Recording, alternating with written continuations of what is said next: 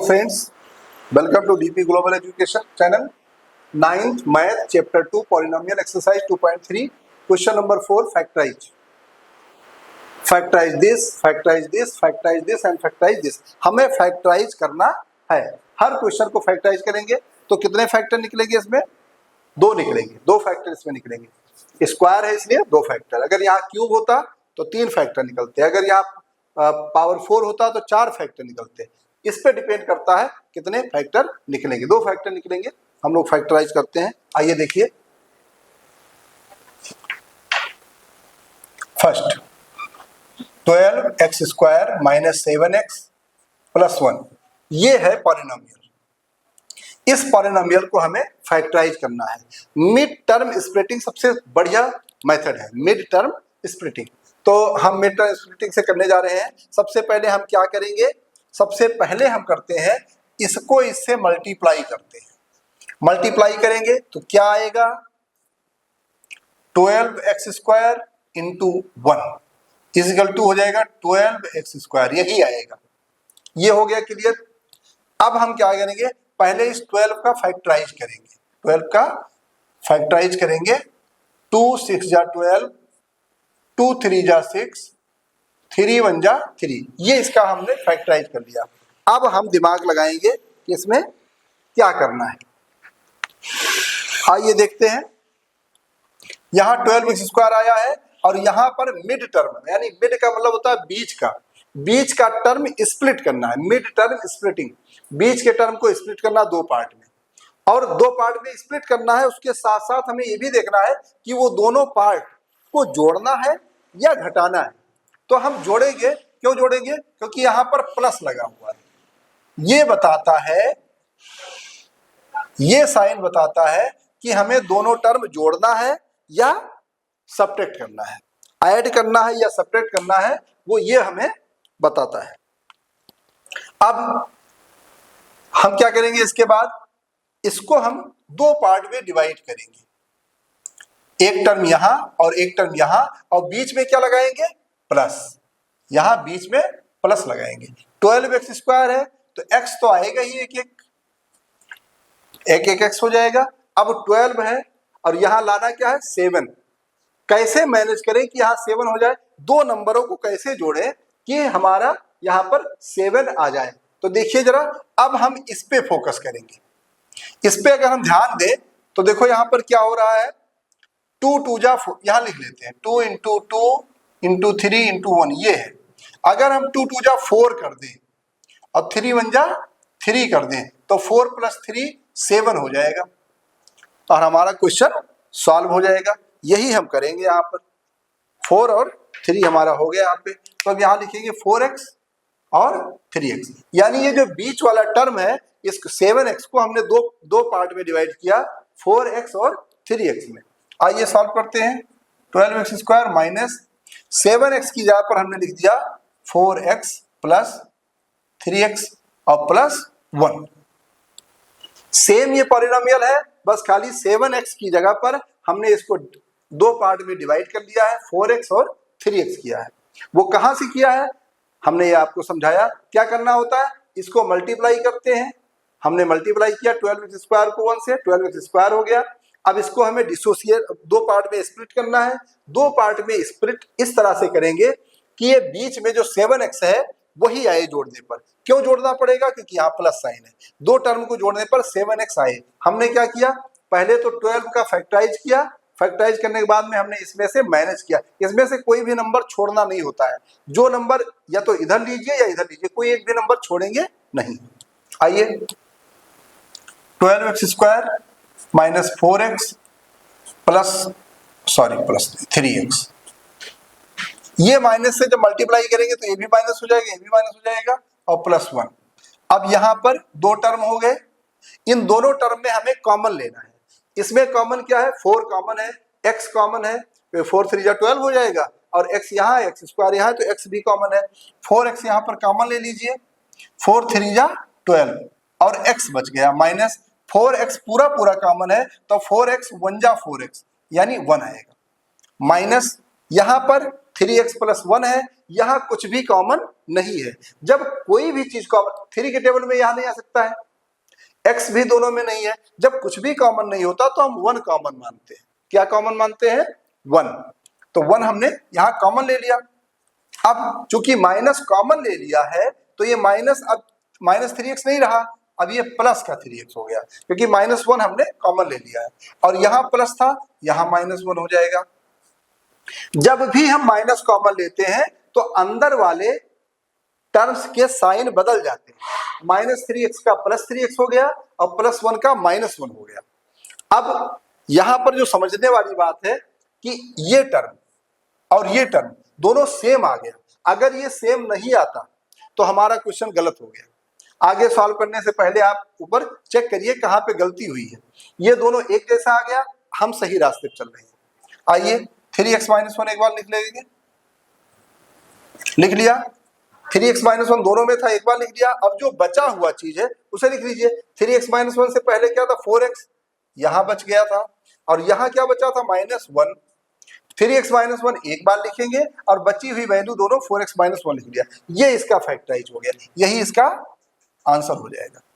आइए हम लोग सेकंड पार्ट करते हैं। सेकंड पार्ट करेंगे तो जो इसमें थोड़ा सा कम समझ में आया होगा, सेकंड में और अच्छा समझ में आएगा। आइए सेकंड पार्ट, 2x² + 7x + 3 ये ले लिया। सबसे पहले हम क्या करते हैं? सबसे पहले हम फर्स्ट और लास्ट टर्म को मल्टीप्लाई करते हैं। 2x² × 3 = 6x², ये हो गया। अब इसके बाद में क्या करते हैं? तो सबसे पहले हम इसके बाद में हम 6 का फैक्टराइज करेंगे। 2 × 3 = 6, 3 × 1 = 3, ये हो गया। अब हम यहां लिख लेंगे 2 × 3 × 1, हमने लिख दिया। अब इसको हमें मैनेज करना होगा। अब इसे हम कैसे मैनेज करेंगे? देखिए यहां पर मुझे 7 लाना है और वो भी प्लस करके लाना है। 7 लाना है और प्लस करके लाना है। इसको दो पार्ट में हमने डिवाइड करेंगे। 2 टर्म होगा, दोनों टर्म को हमें प्लस करके लाना है। 7 कैसे लाएंगे हम लोग? यहां पर हो जाएगा 2 × 3 = 6, 6 + 1 कितना हो जाएगा? 7। तो हम क्या लेंगे? 2 × 3 = 6 और 1, यानी 6 + 1 हो जाएगा 7 आ जाएगा। और 6 × 1 = 6, मल्टीप्लाई करने पर ये आ रहा है। मल्टीप्लाई 6 × 1 = 6, मल्टीप्लाई करके आ रहा है और 6 + 1 7 हो गया। तो यहाँ पर हम कैसे करेंगे? देखिए यहाँ पर 6x और यहाँ 1x हो जाएगा। वैल्यू रखेंगे 2x² + 6x + 1x + 3, तो 2x² + 6x + 1x + 3 हो जाएगा। अब हम सॉल्व करेंगे।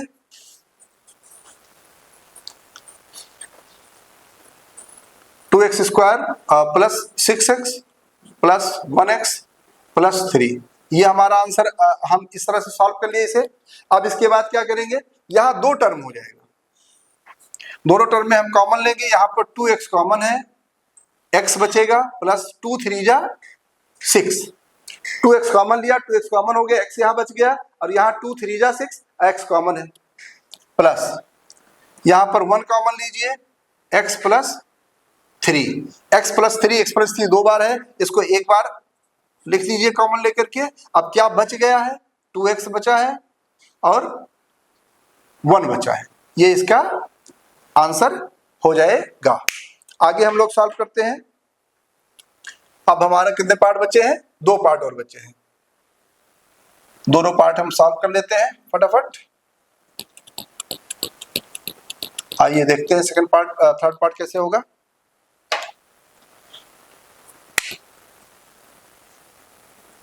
थर्ड पार्ट 6x² + 5x - 6, इसमें क्या करेंगे हम लोग?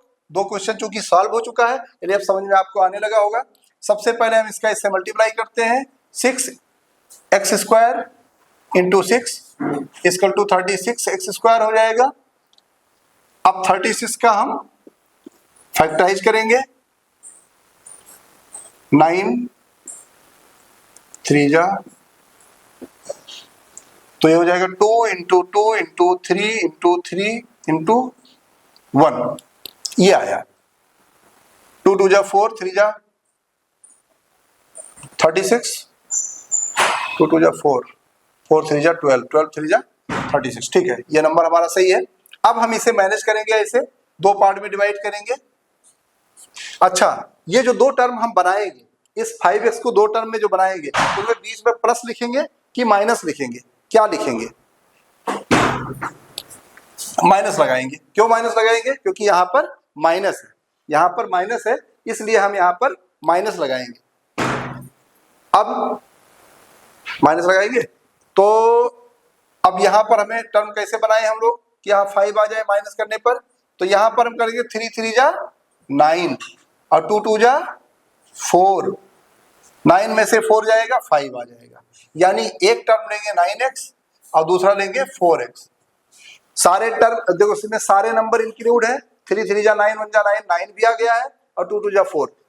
सारे नंबर भी मुझे लेने हैं और इन्हीं नंबरों में से हमें इस तरह से बनाना है कि माइनस करने पर हमें 5 आए। आ गया 9x माइनस 4x, वैल्यू रख देते हैं 6x square plus 9x minus 4x minus 6, 6x square plus 9x minus 4x minus 6। अब दो टर्म हो गए हैं, कॉमन ले लीजिए। 3x कॉमन हो गया यहाँ पर, 2x प्लस 3 2 जा 6, 2 बच गया यहाँ पर और x स्क्वायर में से x कॉमन है तो x बचा, प्लस 3 3 जा 9, x कॉमन है, माइनस यहाँ पर 2 कॉमन ले लीजिए, 2 2 जा 4, x बच गया और माइनस कॉमन है इसलिए अंदर क्या हो जाएगा, साइन बदल जाएगा और 2 3 जा 6 हो गया। अब ये दोनों एक जैसा है, एक बार लिख लीजिए। और दूसरा जो बचा हुआ पार्ट है 3x माइनस 2, ये दूसरी बार ले लीजिए, ये इसका आंसर होगा। लास्ट पार्ट आप लोग देखिए, फोर्थ पार्ट। 3 पार्ट आप कर चुके हैं तो उम्मीद है कि अब आपको समझ में आ गया होगा, फिर भी हम फोर्थ पार्ट करा देते हैं। Fourth part 3x square minus x minus 4।